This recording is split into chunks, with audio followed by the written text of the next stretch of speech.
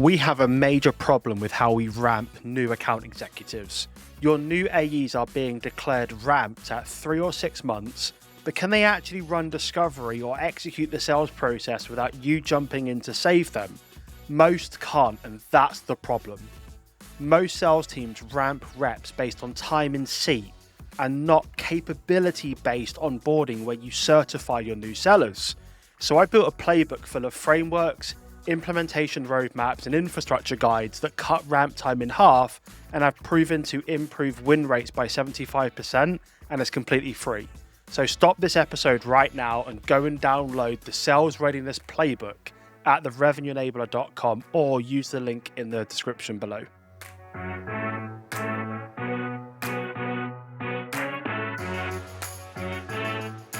All right, hey everyone, welcome back to the Hit Your Numbers podcast. Today I'm joined by Matt Bruce. Hey Matt, how's it going? Hey James, how are you? I'm doing well, thanks. Doing really well. First podcast, official recording podcast episode of 2026, which is good fun. And today we're going to be talking about building pipeline in 2026, but also really focusing on some of the mistakes that we can be avoiding, maybe some of the changes that we've seen over the last 12 months, and kind of get into the conversation. So I don't know if you want to give the listeners maybe just a really quick introduction into who you are, a bit about your background, just for context, and then we can jump into the conversation. Yeah, absolutely. So I've worked in different organizations over the years, but ultimately over the last kind of 10 or 15 years ran sales organizations, commercial organizations looking for growth. And I've worked in organizations that are PE backed, and I've worked in lots of smaller organizations that maybe family ran or going on that kind of growth journey. Over the course of the last 2 or 3 years, I founded a business called Moree, and Moree essentially kind of specialize in outsourced business development. So we work with different companies that are looking to increase market share, provide new business opportunities to their sales teams, and essentially kind of grow pipeline. So I know it's something that we're going to get onto, but I've definitely kind of sat on both sides of the fence, working for vendors, and in that technology space more than anything. And then, like I said, in the last kind of handful of years, definitely worked in that space where we're working alongside those vendors in helping them secure new business revenue. Nice. And do you know what? Before we jump to this podcast, I did wonder, when I asked you to do an intro, will you let the listeners know that you had the absolute pleasure of managing me when I was a sales rep? Twice, yeah. Unfortunately, you were mad enough not to do it once and get rid of me, but also do it again. So Absolutely. And obviously yeah, we've we've used had you that for luxury. training as well here at More. So yeah, three times. Three times, there we go. Yeah. Absolutely. Yeah. Must be something. So you Mm. can't get rid of me, mate. I'm just going to be around forever. No comment. Yeah, there we go. Cool. All right. So yeah, it's really good to kind of segue, because yeah, likewise, I've also been, very similar journey, been a rep, led a couple of teams, and now work on the vendor side. So working like you guys work with a bunch of different organizations, lots of different shapes and sizes. We're just speaking about that. From your perspective, then, like being on the vendor side and also being like in the business as well, building those teams. How has that kind of shaped your view of like the pressures around pipeline creation in general? Oh, good question. So I think there's a couple of points here. I think firstly, I think it gives you the empathy. I think the understanding is really important. So I think when we go now and talk to kind of sales and marketing leaders, you kind of put yourselves in their shoes, and you're able to do that because you've got those tombstones, you've got those experiences of kind of what's gone before. And I think one of the beauties of kind of my experiences, I suppose, not that my experiences are unique by any stretch of the imagination, but because I've worked in different organizations selling different products and services, you actually understand that every business is different and the mechanics of every business is different, whether that's there's PE money involved, which has a slightly different dynamic, or whether you've got a small sales team and loads of sophisticated resources around you, or you've got nothing. Right, I've been in all of those types of organizations. So I suppose it gives you that, like I said, the empathy to truly understand the challenges that individual is going through on a day-to-day basis. I suppose the second thing that, again, you're putting yourself in their shoes, but you truly understand the pressures of the role. I think it's really easy for us to sit here and say we're sales leaders, we've gone through whatever experience it is to get into the place that we are today. But the pressures of running sales teams, regardless of the shape and size of the organization, is a drain, right? Anybody that's done that, anybody that's running a sales operation, anybody that's in a sales role should understand that it's not easy. um, so I think, again, putting yourself in the shoes of the individual that you're engaging with about their individual challenges and the pressures that come with I haven't got enough pipeline, or I'm struggling to recruit the right people, or I'm struggling to create the right behaviors. Um, Having been in both of those seats allows me to resonate. Yeah, I think the empathy one's really, really important because I don't know about you, but you spend 5 minutes on LinkedIn. I desperately try not to do it anymore. I actually bought one of these things. Have you heard of the brick before, by the way?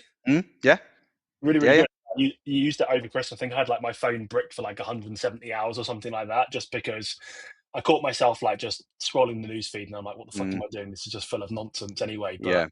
I don't know about you, but you spend 5 seconds on LinkedIn and there's, some spotty teenager that's never actually built a sales organization before, but they're selling an outbound ebook for $57 that's going to save the day. Or, you see an account executive that works at, a public company or like a household brand. They've managed to close a couple of deals over a couple of years and they think they can go out and, build an outbound agency, or they can go out and do a sales training program. And I'm like, you actually need to be in that role of your buyer, ideally, if Mm, you can, to actually truly understand the pressure, like, and all of the different things that go into that role, so that when you then come in, it's probably why your business is growing really quickly, is because people know that you've done the hard part. mm, So when you then think yeah. about building a business and the solutions, you're building something to solve the problem that you faced all those years, Mm. and you know how to solve it because you've been able to overcome it when you was the VP of sales. Is that fair?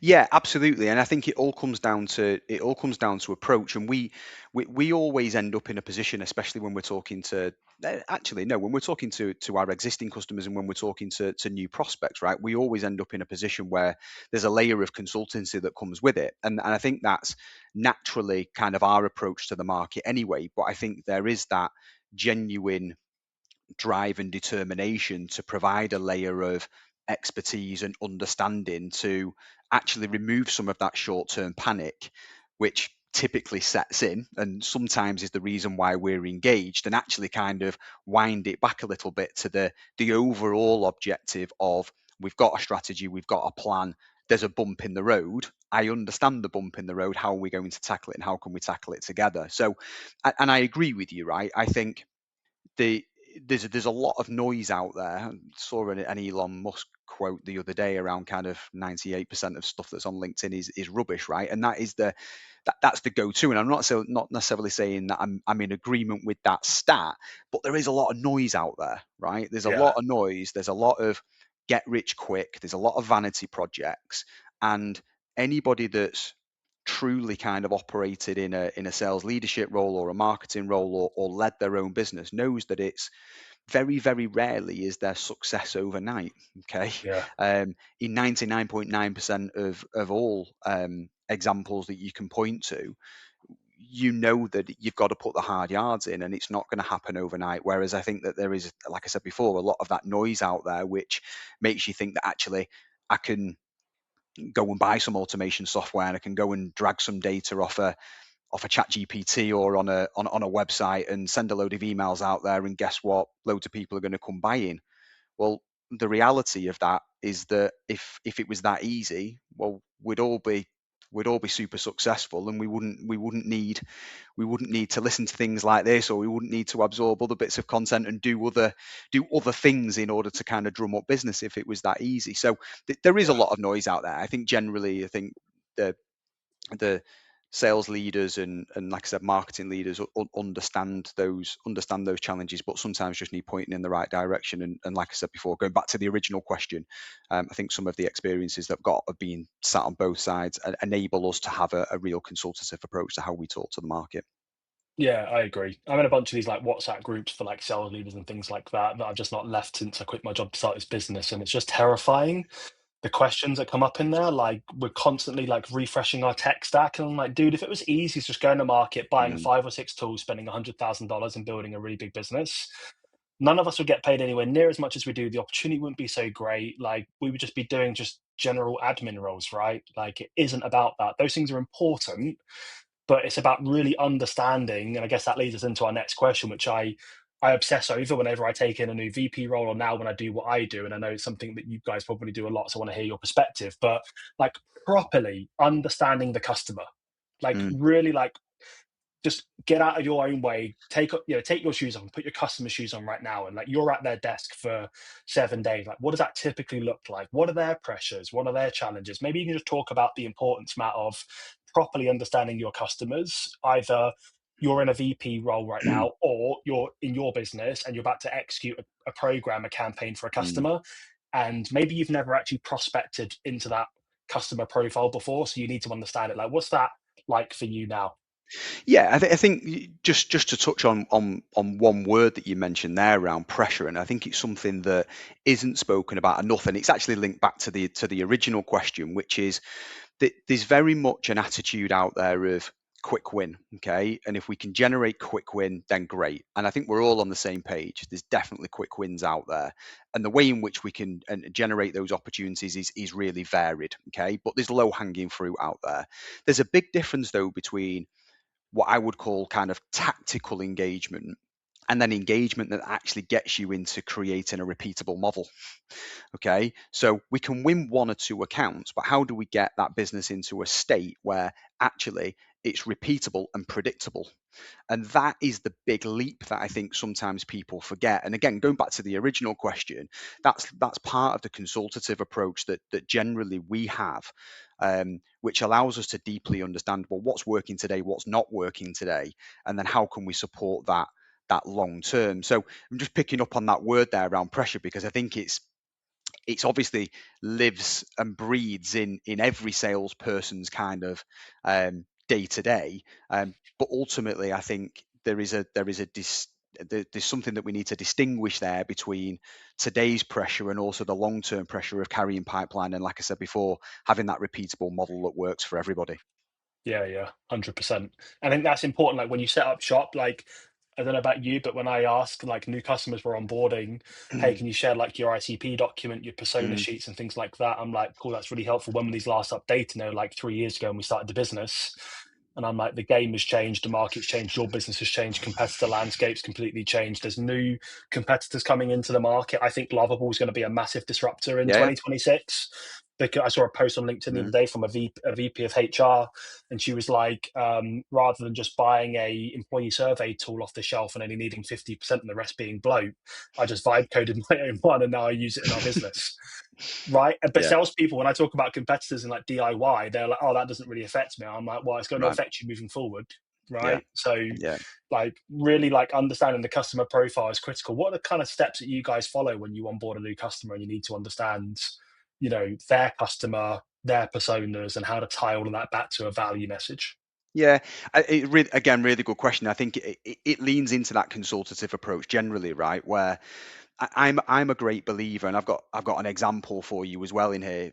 So hang tight for it. But I think that the reality is that every business is different.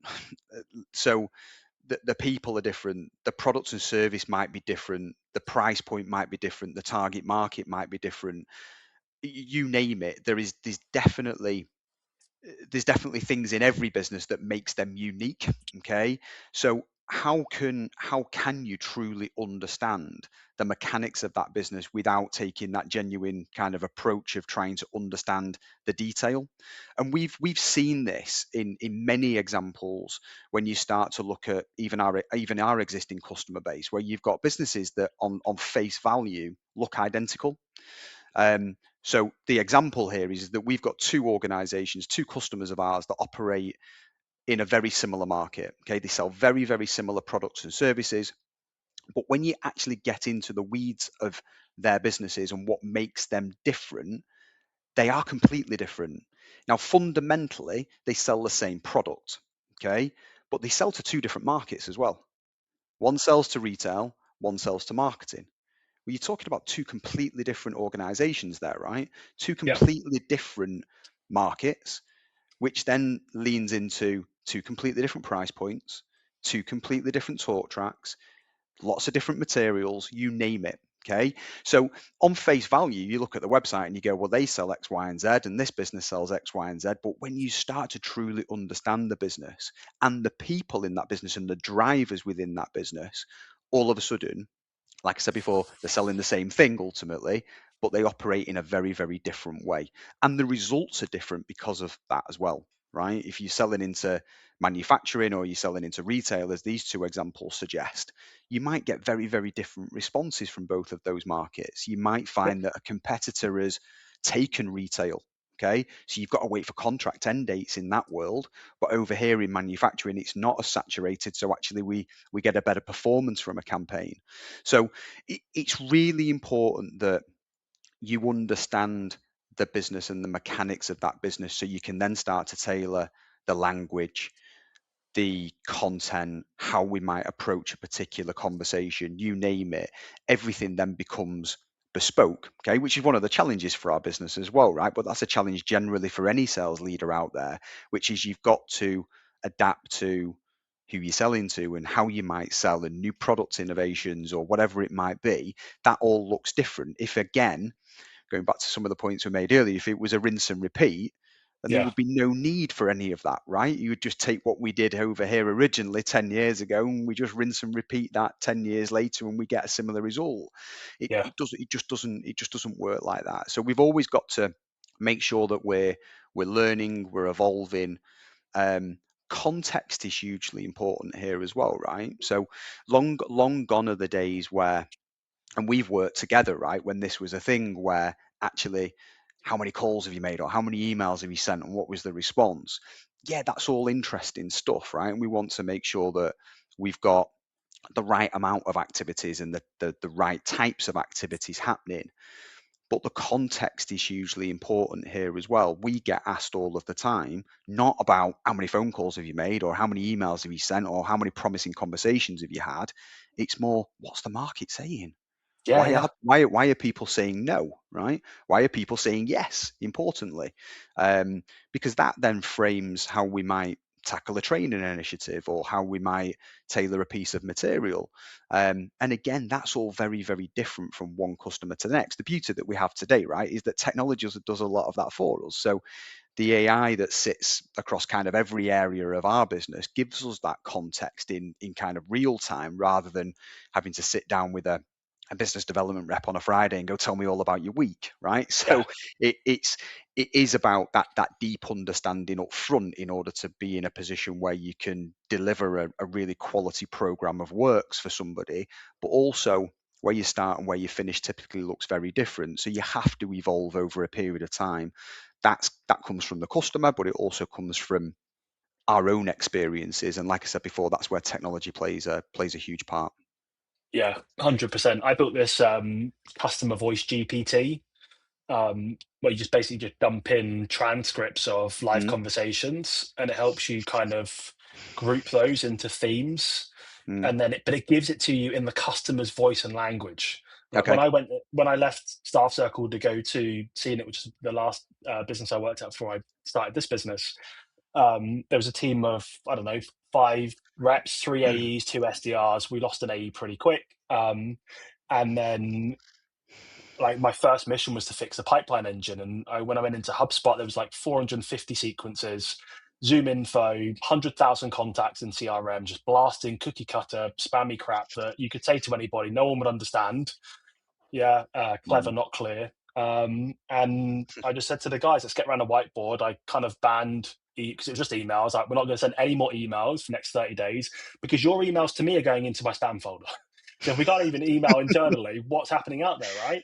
yeah. So I banned email and I said, I'm going to teach you how to make cold calls. But first, we're going to build persona scripts. And we just got around the whiteboard and we basically just had these 3 core personas.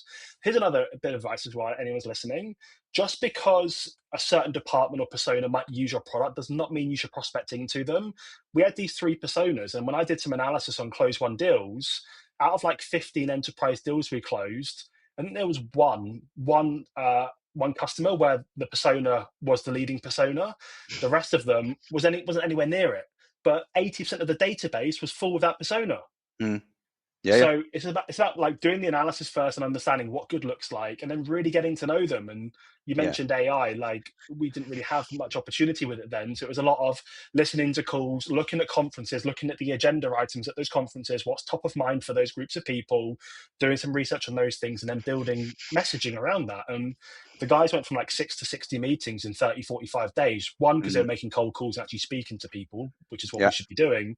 But two, they were saying the right things to the right people, and it Mm, made sense. It was connecting back to their world. So yeah. I highly recommend that if you're listening to this and your team aren't putting meetings on the calendar, one, maybe reach out to Matt, but two, like just actually go and look at the messaging, and then go and do some analysis on what customers are actually saying and see how far apart. I bet it's miles apart. Yeah. A And just close couple the of gap. couple of things there actually to pick up on, which are are really um, top of kind of mind for us as we've kind of spent the last 12 months not only onboarding customers but also understanding the mechanics for certain customers. And one thing that you said there around kind of persona profiles, and I think everybody would point the finger at me around how kind of anti-email I am. I'm not, right, but I've got a view of the world that is really it really links out to that context piece. And I can't tell you how many conversations we have where the context in a conversation leads us to a meeting. Okay, so those conversations where, and again, I'm really simplifying this, but you might get a simple answer to a question of a contract end date, right? No point in talking to me today, James. Give me a call back in 6 months' time because my contract's up in 9. Okay. An email doesn't give me that context. Okay. Yeah, As well as that, we're engaged in a conversation with a decision maker and we're able to build a relationship. Okay. Simple things, especially at this time of year, right? How was your Christmas? Or went away? Where did you go? Went to Tenerife, right? Guess what? In 9 months' time, I'm going to use that in my talk track, right? I yeah, built a little bit of rapport, built a little bit of a relationship. Again, it's context. When I'm engaging with that customer a little bit later down the line, maybe on that original call, I've managed to collect information around, well, who's the current vendor and why did you choose that vendor and what are the biggest pain points and challenges with that vendor? If they're open to engaging in conversation with us 6 months' time, can't remember what I said now, 6 months' time, 9 months' time, whatever it is, yeah, um, that gives us an opportunity to in that time to educate that person on maybe why us versus that individual that you've got a relationship with today. Okay, so it allows us to build some momentum before we even get back into a position where we can engage. Again, all of that is so valuable and that context is hugely important, and that is just completely missed if I'm just going to spin up an email campaign. I'm going to send an email out there and see what sticks. So context is hugely important. The other thing that you mentioned there, just to pick up on really quickly, personas are a really interesting one. And personas for me link back to um, obviously ideal customer profile and building ideal customer profiles out when it comes to how do we prospect. Okay. Now, our research on this, and this is kind of real life information, if we made tens of thousands of phone calls on behalf of customers last year and set thousands of meetings, right? And I know that less than 20% of meetings that we set for customers last year were with original persona profiles. Okay. Now, what I mean by that is that we would typically start a campaign for somebody and go, you want to target this particular business. You want to target sales and marketing leaders in those businesses, and here are 5 individuals that meet that persona profile. Okay. Only in 20% of scenarios last year did we actually set a meeting with those that were identified upfront as part of campaign activity. Now, again, flip that back into the negative here around kind of email and LinkedIn as kind of sole routes to market. That means you're targeting 80% that are just not going to respond because it's just not their remit, right? yeah, Where you actually plug the gap, or where we plug the gap in particular, is having conversations, right? Even at a switchboard level, that allows us to say, who's the person that I need to speak to regarding X, Y, and Z? Is it James Bissell? No, it's not James, it's Matt you need to talk to. Well, Matt's not even in the 5 that I originally came up with. So yeah, it's really interesting. And again, it does link back to databases. It does link back to ICPs. I think there was a post that the business sent out on LinkedIn not long before Christmas, which spoke to exactly that topic, which was you can't build a true database by just selecting data in an Excel spreadsheet in the nicest possible way. There has Yeah. to be an element of grunt work involved there, that gets us into a position where we truly understand the buyer. And then the added complexity to that is the buying committee. You definitely can't build that by just selecting job titles in an Apollo or a Cognism or an Excel spreadsheet, whatever we want to call it. So yeah. Yeah. 100%. I remember 15 years ago when I'd moved from inside sales telemarketing into my first field sales job, and we were selling like telco to like small companies like phone systems, Mm, switches, and things like that. I just remember going into like face-to-face meetings in reception, either if I was like door knocking to try and do some prospecting or like going to meet the IT director, I would chat to the receptionist and I'd be like, if I was selling like a phone system or something, I'd be like, hey, look, what do you like about this thing that's on your desk? mm, Like what yeah, yeah. frustrates you? What pisses you off? And as I said, it's an open floor plan. Like, is there anyone else out there that has the same frustration? She'd be like, yeah, John over in Mm, operations drives us mental that customers we just can't transfer calls effectively. yeah, I'm going to meet the IT director, yeah. right? And from an Mm, IT perspective, yeah, that makes sense. But I'm looking for champions, someone that's got vested interest, someone that's frustrated they're the pain center. John could be KPI'd on really good customer, flows and like, expectations and things. I need to get to mm, him. yeah, yeah, But like, if I just phone a list of people, like I would never know that.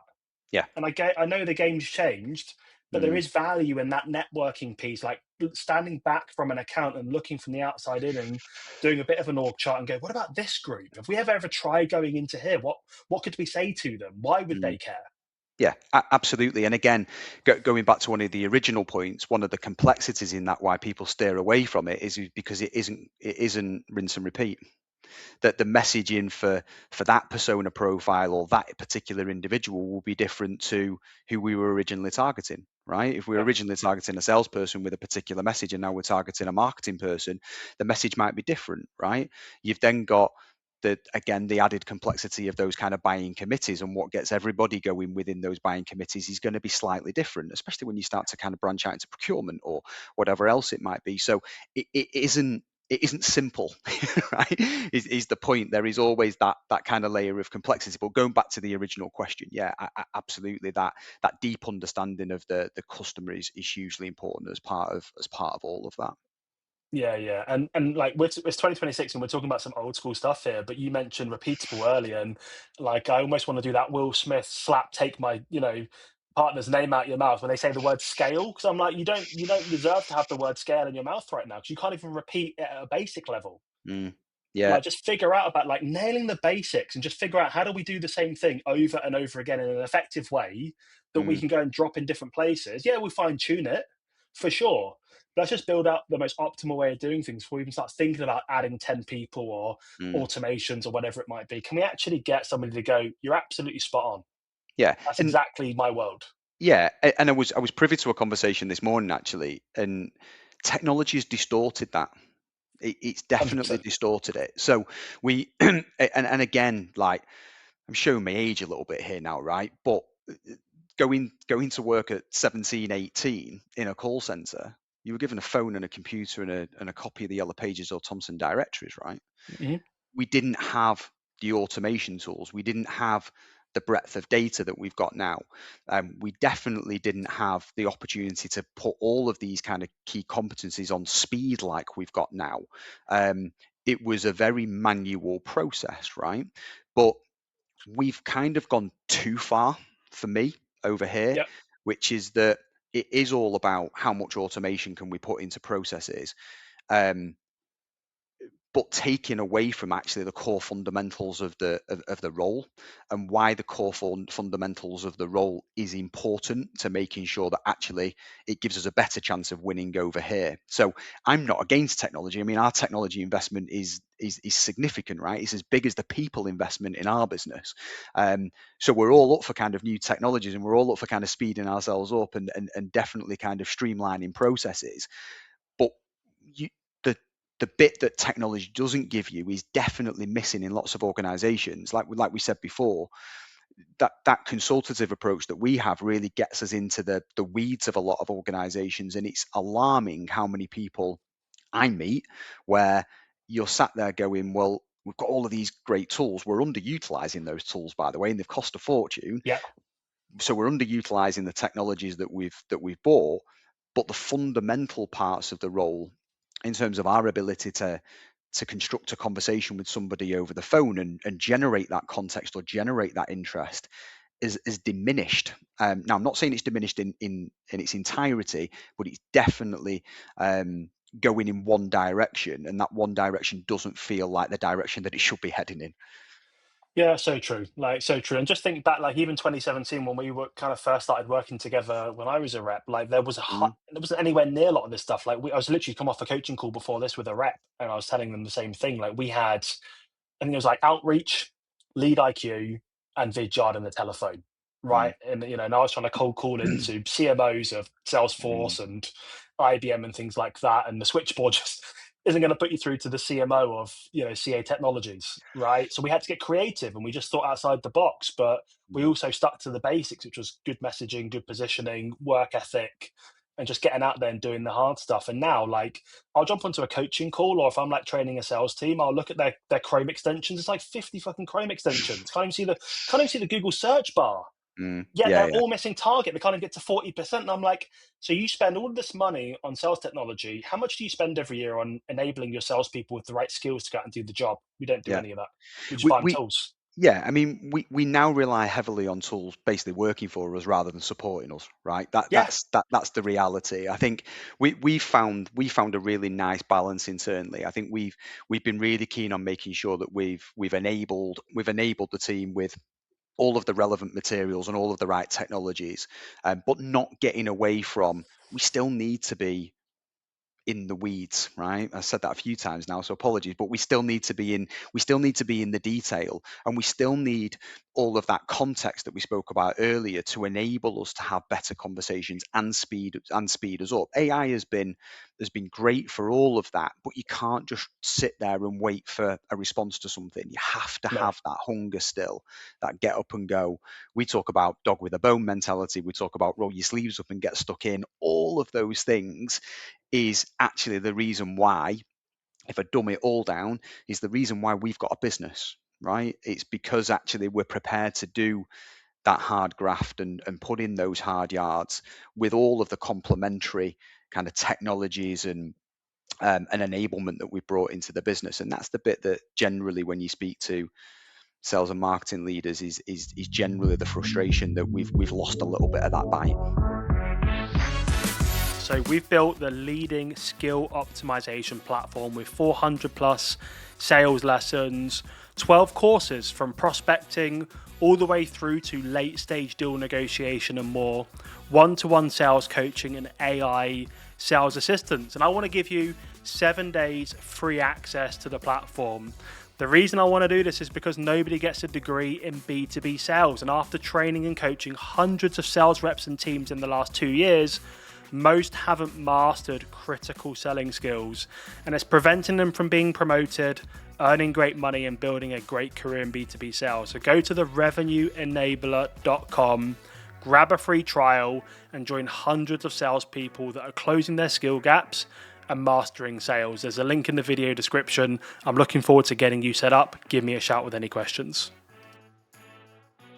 Yeah, and I don't think it's going to change. I think it's only going to get worse as more and more technology comes out, which is why organizations like yours will just be so valuable, because Mm, people just can't be asked anymore, Matt. mm. Like, Yeah, I yeah. remember having to make 150 cold calls and then get in a car and drive from Portsmouth to Brighton to go meet an IT director that no-showed me. And if anyone doesn't know, that's like a 2.5 hour drive. It doesn't look very far on the map, but it's like single track, there's traffic all Enough. in the time, Yeah, and you get all that way and they're not even there. And you got to yeah, drive all the way back and explain it to your boss. And you yeah, just wiped yeah, an entire day off. Do you know what I mean? But you just did it. yeah. You had to do it because that was what was Mm. required. People can't even be asked to make 15 cold calls a day now. Yeah, yeah, absolutely. And Madness. yeah, and like I said before, I think generally, if you think about where customers engage with us, it's because they've got pipeline challenges, and then when you start to kind of go through those discovery processes, you start to understand actually there is a people problem in there, and that isn't necessarily to say, all the people are crap in that organization, right? That's not what we're saying.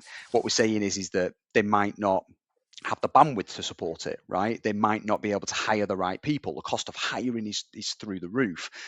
Finding good people is really tough. So there is always a people element to this.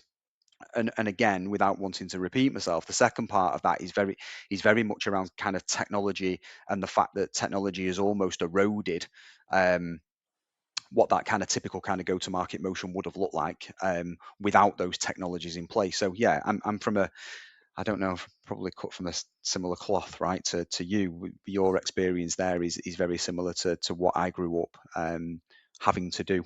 Let's say, Yeah. And like, yeah, I'll give my point of view, and then I've got like a little exercise that, people can follow along with. But, my point of view is we should be able to take grads off the street who have never done this before. Like one of my customers is world class at doing this. We're, I don't know, 14 months into a program now. They sell cybersecurity, super complex stuff to CISOs, IT directors. They take grads off the street, they give them really good training that I help them with, and then they just get them on the phones making 100 cold calls a day, and then they promote them into SMB, AE, mid-market enterprise, and then through to majors, and they have a clear path to take them there. And my point of view is on this, and I'm prepared for my business to go out of business, that I will continue to bang this drum for as long as I can be bothered to do this for, which is nobody gets a degree in B2B sales. None of us like go yeah, to yeah, university and get a qualification. So I think part of the problem that you're solving is that these sales reps are brought into organizations, they've got no idea on what to do. So that excitement just fades after a couple of months in that new role mm, because they're not getting any success, and then they just burn out. And yeah, then the sales leader just says that person needs to go. They can't be asked anymore. It's like, well, you get punched in the face 1,000 times every day for a couple of months and not be able to punch back yeah, and see how that feels, yeah. It's tough. right? So if we Yeah, solve that problem, like not saying that we don't need other things like tools and outside help, um, but like let's just actually like help our people put their best foot forward. Let's actually put a little bit into them as well. So that's just my point of view. I just don't feel like there's enough of that, and we want to solve the problem. Like we need to start doing some of this stuff. It's just the basics for me. yeah, absolutely, and I echo that. I think, I mean, again, showing my age, right? But going back, I mean, my training and education was very much on the job, and I'm still a true believer in that as well, by the way. But there's definitely um, there is definitely time in the day, and anybody that says that there isn't, either isn't managing the time properly or they're a liar, right? To sit down with individuals and talk to them about the good, the bad, and the ugly, right? And Yep. how do we put together um, a scheme, whatever we want to call it, that allows that person to progress and go through those incremental steps of getting better. We're really keen on that. I mean, just going back to your original point, the majority of people in our business today, it's their first job, right? They're grads, okay, but it's their first job.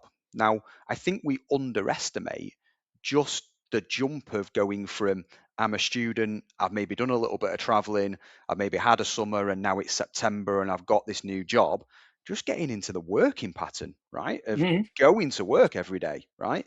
That's a big jump. I remember doing that from kind of college into working life. That was a big jump. That was a big leap. Never mind, on top of that, you've got the added complexity of I've got to learn this job, right? So it is very much around that. And again, we're back to the people piece here, right? But it's very much around, yes, I'm a great believer in characteristics and that get up and go. But ultimately, I think if somebody is willing to learn, somebody is willing to kind of put themselves out there, somebody's willing to your point, be punched in the face a few times, but we've got to train and we've got to educate those people on what good looks like. And that isn't just providing them with the materials and the talk tracks and all those kind of things. That the more important thing there for me is the behaviors. um, 100%. and again, we obsess over sales targets. We don't obsess with like internal KPIs, right? We don't obsess over um, those things that really make a difference in organizations. Speed to lead is a big one. We talk about that all the time with our Massive. customers, right? We don't obsess over that. We obsess over this revenue number or this meetings number or whatever it might be. But we deliver a lead to an organization. What's the step, right? What happens? I can't tell you how many times over the years I've spoken to people and it's like, well, we don't really have a process. We don't really have a KPI. If we don't have a KPI and we're not managing it, then it could be a week, right? Yeah. exaggerating to make a point, right? But it could be a week until somebody does something with that. Even if the meeting has been set, once that lead has been passed over and that meeting's 2 weeks in the future, what's super important today, right? We reach out to that person, we introduce ourselves, we might send a LinkedIn connection request. We're hungry, right, at that point. Now we might not get anything back, and the meeting might sit in 2 weeks' time, and the meeting might be great. But what have we done during that period of time? We've learned a little bit more about the customer. We've reached out to them. It's a familiar name. It's all of those things that make a tangible difference. When you say you're going to deliver something, deliver it, right? So yeah, I hear you on all of those points, but I do think, going back to one of the points in there, we obsess over certain kind of targets and KPIs, but actually it's those behaviors and how we manage those behaviors and how we set really robust KPIs, targets, objectives, whatever we want to call them, to make sure that we are managing kind of sales pipelines and processes in the right way. Yeah, over the Christmas break, I wrote a piece of content for some of our customers, like the sales leads where we do the programs, and it's this like sales readiness playbook, and a big part of it is around like creating and communicating your operating standards. Like, what do I Mm, expect of you? What can you yeah, expect of me? This stuff is like just basics, yeah, right? But it's like missing in 99% of the situations that I'm going into. And I'm like, no wonder these guys are running around like headless chickens. I literally just come off of a coaching call before jumping on here. The reps trying to do reverse engineering their number to figure out their daily activities. Doesn't even know the win rate. Not even a yeah, dashboard that shows them their win rate. yeah, And then yeah. I think it's this. What's your average deal size? I'm gonna have to go and check. Like I don't. Like, they Mm, should know this stuff, yeah. Yeah, yeah, right? This stuff and should that be easy for them to consume. yeah, and that comes back to the accountability piece as well, right? The better sales orgs that I've been a part of over the years is where there is genuine ownership from reps. Like, Yeah, you can't, and I say this all the time internally, and it's not necessarily just about the mechanics of the job and understanding a number. It's just own the role, right? Own yeah, own the take accountability, take ownership of something. If something's not right, don't sit on it for a week. Like, jump up yeah, and down, right? Jump up and down until it gets fixed, right? And yeah, if you've got anything about you as a sales leader or a CEO or an MD, you're going to fix that problem, right? Because that person's the person that drives you to revenue. So yeah, for me, this is just about being kind of super hungry, being really vocal, okay, and making sure that if you need something in order to deliver, you go and get it, rather than actually sitting there and not doing something about that particular challenge or that particular problem. yeah. I agree. And coming back to, we're talking about understanding the customers and things like that. Like something that I came across years ago, and it's something that it's like first exercise. I go into the sales organization. There's 5, 20, 50 people in front of me. We've got printouts. It's basically it's one pager. And if you're listening to this, I highly recommend like just follow along. It's a really simple exercise, but it'll help you understand the persona itself, and then you can build messaging off of that. So Mm, I kind of call them these like core 5 questions. So the first one is like 3 buckets. So what's the problem that we need to solve? So what's the actual problem they run into? What's causing that problem to exist? And what's the impact? So for example, my sales organization isn't building enough pipeline. Well, what's causing that problem? Most people say it's sales tools, it's BS. They don't have the right skills, or like you said, hunger, motivation, grit to go out and do the job. So that's what we actually have to solve. yeah, And then what's the impact? If we want to create some urgency or understand the speed that this thing's going to go at, we need to actually understand like what metrics an economic buyer, someone that can say yes or no, cares about. How do we connect that stuff up? So do we even know, for the VP of HR, the answer to those 3 questions? Most yeah, of the time it's fluffy nonsense. So you mm, lay those out, and then below it is, well, why can't that VP of HR solve it without us?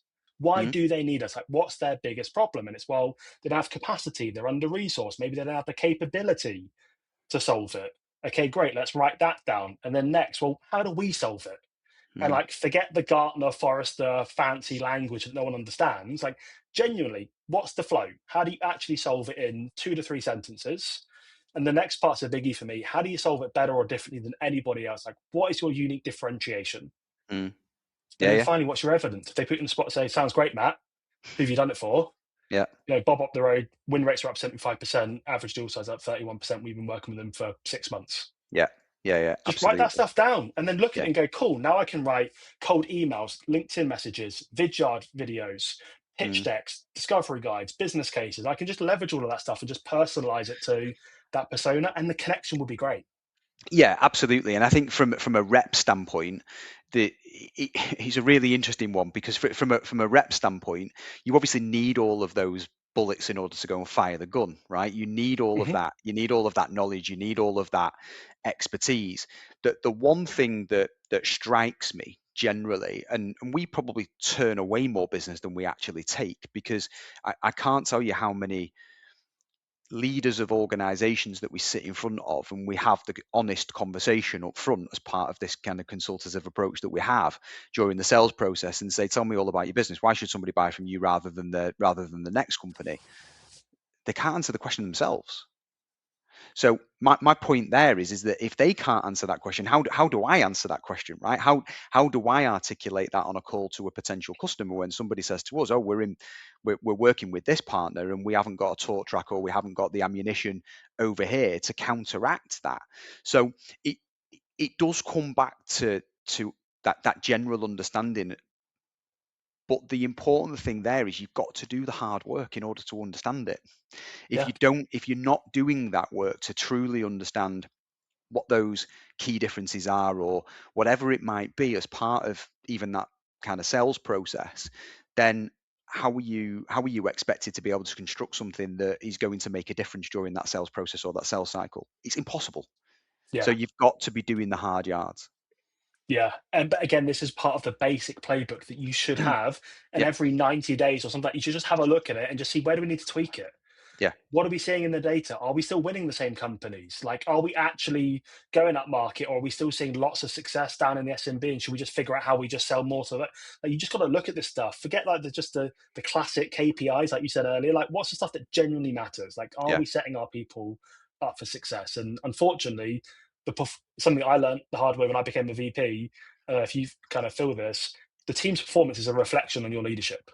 yeah, Like, if I hired absolutely. people and they didn't work out, at first, like, lazy bastards. That's on me. Like, I recruited the wrong person. I need to get to know, like, what does it take for me to recruit a good person, and what does a good person look for, like, for our business? Like, all of this stuff is a reflection on me. But sales leaders, unfortunately, just spend so much time going, yeah, that person's lazy. That person can't be asked. We'll just have this like hamster wheel of just like spinning our wheels, hiring, firing, blaming, hiring, firing, burning loads of money, losing our job, moving to the next one until we just had enough, and then it's a massive waste of everybody's time and money. Yeah, absolutely. And just to pick up on that point there, I mean, especially in this business as well, right? Like, I'm the one that's out there in front of the customer 9 times out of 10, right? So the accountability on me is the performance of our team and the delivery of our team and the impact that that has on sales pipeline and revenue and all of those kind of things. But that's multiplied by the number of customers that we've got, right? Because you've got 20 sales leaders, 30 sales leaders, 40 sales leaders, whatever that number is, all on top of you, because essentially you are the heartbeat of that pipeline in the majority of cases. So for us, um, that's even more intense for us as a kind of a leadership team in this business, because you're being held accountable for all of those kind of sales processes and all of those sales pipelines. So we understand that more in this world than probably I did in previous worlds, where you're obviously only carrying the weight of that kind of single pipeline. The other thing that's interesting in our business in particular, and it goes back to the pressures of kind of sales leaders, is whether we like it or not, and I always have this conversation with our customers, ultimately, we're only responsive. If you think about this as a sales funnel, we very much operate at the top of that sales funnel. Okay. So we will typically go through a process with customers of understanding target markets and attacking those target markets. But ultimately, it's all geared around ROI, right? Upon renewal of our agreements, a customer's saying, well, I've spent X, Matt, and I've delivered Y.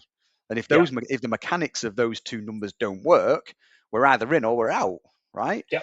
My argument to that would be, but I'm not responsible for that bit, right? I am to a degree, because it comes back to quality of meeting and quality of opportunity and all of those kind of things. But if we're in a position there where, I don't know, the rep gets out of bed on the wrong side that day, or doesn't turn up to the call, or the proposition's not as strong as a competitor, or the price point is different, all of those things in that part of the funnel can absolutely impact what the delivery of that number is, right? So there's a really interesting dynamic that grows there, where you almost start to you deliver a result, sales leaders are really happy, and then actually the pressures are on different areas of the funnel, as long as the quality of opportunity that's being created is where it needs to be for everybody to be comfortable. So I suppose what I'm saying there is we feel all of those pressures through the sales funnel for all of our customers, not just that obviously pressure of generating those kind of new business opportunities at the top end of the process. Yeah, but it's also about looking at the data and knowing where to fix the problem, right? Is it actually lower down, or is it at the top of the funnel? We've just Mhm. communicated to the sales team or to an external business like yours. We've not set them up for success. Yeah. We've just said, hey, look, 3 years ago when we started this business, or 10 years ago we started this business, we were going to sell to the VPs of HRs of manufacturing companies. We did it. We've never really kept an eye on things. We've now got 15 salespeople.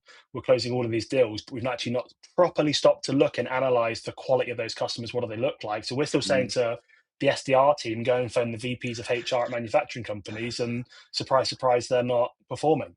Yeah, and again, it resonates with us in more as a business, because we will typically run a consultative process throughout the duration of the relationship with that customer. So if we see something that we believe is going to impact that proportion of the funnel, we're really vocal around it, right? I mean, it's one of our core values. It's on the wall in the office. It's about honesty, right? If we can't be honest with ourselves and with our customers, we're all failing, right? Yeah. So if we're generating 50 meetings a month for a particular customer, but we're seeing challenges in different stages of the funnel once we've passed something over, we're definitely going to get involved in the detail of that and be consultative, because we understand it as a business because of everything that we've discussed, to make sure that we give ourselves the best possible chance of that X and that Y being where it needs to be upon renewal. So you do automatically end up in a situation where you are saying to customers, listen, this is a process that we would typically educate the broader community on, in terms of how you take an opportunity once it's been created, and what are the steps between opportunity creation and meeting being sat, right? This is a Mhm. framework. Whether you follow it or not, Mrs. Customer, is a completely different thing altogether. But this is the framework, and if you want to adopt it, then great. We think this is what good looks like, right? At that point, then you start to educate, you start to be consultative, your knowledge starts to flow through into different areas of their business that ultimately we're not held accountable for, but we are held accountable. Yeah. Yeah. 100%. So far we're talking about we need the right people. Yeah, we talk about this a lot. We spoke about it before we hopped on, as around like salespeople that are actually hungry, like Mm, genuinely hungry, like to a degree, not that they're desperate, but they do not want to lose. yeah. And it's not just about the money. They want to be top of the leaderboard. They want to walk around and do the Conor McGregor walk around they want to be elite, right? Do we Seen you have do that. those kind of hungry? Oh, I've got all the moves, mate. You know that. Not so much at my older age, but I can still pull it off, I guess. But yeah, like, are they genuinely hungry? Like, are they committed to doing the stuff? I use this like CEO mindset. Like, it's almost like they're building a mini franchise. We've given them the product and the territory. They own everything. They need to pick up the phone, build a pipeline, drive deals through the funnel, make sure they're profitable, they're not discounted, they're good value for the business, that kind of stuff. Do we have the right people? Mm, And then are we actually helping them go out and do the hard stuff, which is phone call complete strangers mm, and interrupt them in the middle of something and try and hook them and then rehook them and tell a really compelling story of how we solved a massive business problem for one of their competitors, and can we get onto their busy calendar? And like, we've both been VPs, you look at the calendar, and now we're business owners, you look at the calendar, it's absolutely littered with meetings. mm. And I got someone cold calling me and they're trying to wedge 20 minutes in that calendar. It's Yep. tough, and it has Yeah. to be full of value, otherwise I'm just going to get rid of you. But do we Yeah. set them up to have that conversation Yeah, genuinely? absolutely, and I think that's there's a big difference there between, and there's a technology answer in here as well, right? Which is, there's so much information available to us to make sure that one interaction that we might get with that one particular customer at that one given point in time is meaningful. Okay, Yes. and you mentioned before 150 phone calls a day, right? It's impossible to do the right amount of due diligence by making that volume of phone calls. So technology has enabled us to almost slow down, to go faster. Yeah. Okay, it's allowed us to take a breath and go, right, I'm going to call this person in this organization, and I'm going to do a few minutes worth of research, right? I'm going to understand who they are, what makes them tick, and actually, if there's been some context from kind of prior engagement, I'm going to utilize that context to make sure that I am really snappy within the first 10, 15 seconds of that phone call. Because if you're not, to your point, diaries are full, not really got the time, you name it, 101 kind of different excuses. And guess what? You've probably lost that opportunity because they might never pick the phone up again. So Yeah. it is in certain cases about utilizing those technologies around us and then just making sure that we're well prepared for a level of engagement that gets us to the next step and gives ourselves the best possible chance of having that next conversation, whether that be a meeting or, listen, I'm just diving into a meeting now, give me a call back in half an hour, right? Yeah. Those types of things. Yeah, I agree. And just before we wrap, because I'm just conscious of your time, All right. one thing in 2017 I started to do, because I just hated building like massive lists all of the time. It just bored the hell out of me. So I came up with this kind of thing called the Daily Five. I just basically sequenced 5 people every single day that were well researched. So I just spent half an hour every day sequencing those 5 people, researching it, pinning it into Outreach or Salesloft or whatever. And then I could leverage that at every interaction. So I did the kind of the hard work at the beginning of the sequence, and I leveraged that through video, cold calls, email, direct mail, whatever it might be. And I didn't have to do that research all of the time. I just did it once, just Mm, focus on what mattered, pinned it, and then I could just execute. And that allowed me to go from making like such a stupid number of calls to a lot more targeted. I still put in the reps, but they were super targeted because I had mm. the context of, if Matthew Bruce answers the phone, what the hell am I going to say to him that I probably couldn't say to anybody else? And if Yeah, I yeah, can do that, absolutely. I'm probably onto a winner. Yeah, absolutely. Right. And again, that's where technology is aiding us, right? So technology in that situation allows us to sit there and go, right, we're going to call James, and Yeah. this is more or less what we should be saying based on all of the information that we've got on who you are and what you're all about and what makes you tick. And different AI tools that we built into the framework of kind of our go-to-market tech stack allows us to instantly provide that to an agent. It also allows us to instantly provide information when we're in dialogue with a customer. If a customer on a call mentions to us that they've got a relationship with a particular vendor and we've got a particular talk track to support why yours are not that particular vendor, then guess what? The dynamic scripting will change us and will aid us. Okay. Yeah. I've not got to flick to this screen and flick to that screen and come up with a plan to support that, or even worse than that, come away from the call and have to re-engage. It's there. Okay, Yeah. which gives us a better opportunity of conversion. So that's where technology is really working for us, but it's aiding those traditional processes rather than taking them away completely. Yeah, it should be enabling, not replacing, right? It should be Yeah, yeah, helping the rep to improve the quality of execution. agree. Yeah, Yeah, absolutely. awesome. I said to you before we jumped on, this will probably be a 30-minute conversation, and there was like a load I wanted to get through, and it's now 55 minutes. So we'll call it a day. Maybe we'll do another one, but that was super super helpful. Just before we wrap, anything that like one line that you give to a sales leader or an SDR or an AE listen to this about building pipeline in 2026, like any bit of like key advice? Roll your sleeves up. Get Like, busy. like honestly, like there's always the excuse of I've not got a piece of technology or I haven't got the time. There's 101 different excuses, but honestly, the best thing that anybody could do is wake up on a Monday morning, roll the sleeves up, well prepared, and go, do you know what?